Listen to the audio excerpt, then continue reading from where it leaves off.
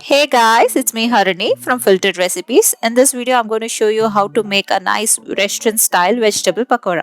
So let's get started. So in a bowl, I have taken 2 medium onions. To this, I will be adding all the spices. I've got some cumin powder and coriander powder.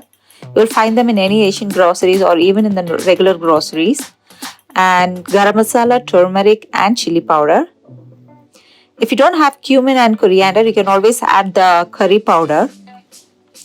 And these two seeds I'm going to show is like really very important. This is Ajwain and the other seed is coriander seed. You will find them in Asian shop again. Just crush them well and then just add it. This is the key flavor of any restaurant style pakora, and I've got some dried fenugreek leaf here and some ginger garlic paste and coriander leaf. You can skip those two seeds, but that is the main flavor, I would say. And I'm adding some salt to it. And I'm going to mix this very well until everything is well combined.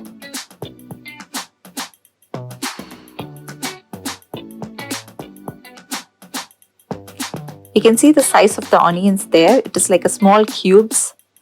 Don't chop it too fine. You can add. So here I am adding 2 to 3 tablespoons of Gramflour in the beginning, but later I'll be adding more. And now I'm going to add like 1 tablespoon of plain flour. Tablespoon in the sense it's like a eating tablespoon, not the measuring one. And 1 tablespoon of corn flour. And now I'm going to mix this well again with a little bit of salt for the taste. And mix this really well and water little by little. So now we can see the batter is not coated well enough. So I'm going to add a little bit more of gram flour. So in total I've added about like 6 tablespoons of gram flour to it. You can see the thick consistency now. So when you take a bite-sized amount of pakora mix, it should just stay well together.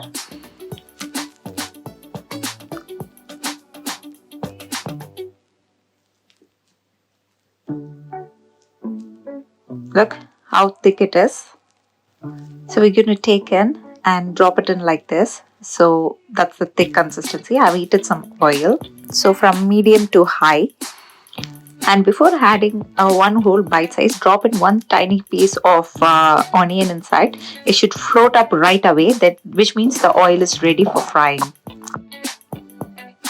When you fry them, just lower the flame to medium to low and then fry it.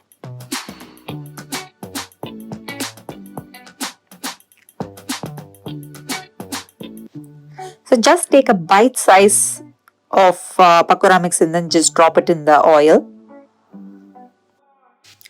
And of course, if you want a bigger or smaller size, still you can do it, but the cooking time will differ.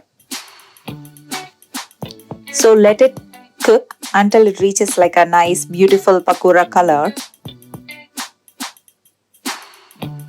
And if you're not sure whether it's cooked or not, so before draining everything out, just take one piece, cut it into 2 and check whether it's nicely cooked inside.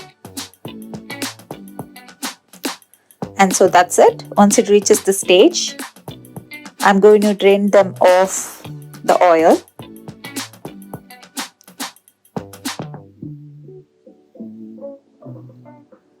So look at this piece, it's cooked now. That's it. So to make the pakora sauce, I've taken a bowl and I'm adding like 3 tablespoons of yogurt. You can see the tablespoon, it's not the measuring spoon, it's just the eating tablespoon. And I'm adding 2 teaspoons of mango chutney to it.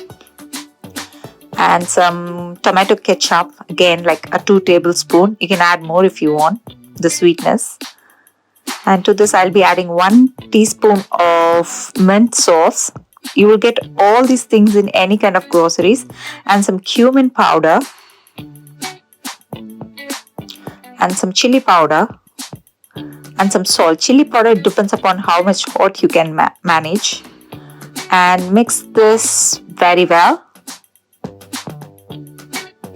Once everything is combined, add a little bit of milk to it. and then mix it well. And that's it, your pakora sauce is ready. Now I'll show how I plate this.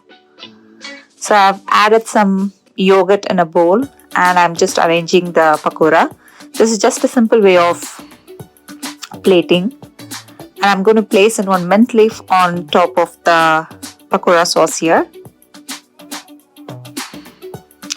That's it. This is a very simple way to display your pakora. I mean, like, plate your pakora.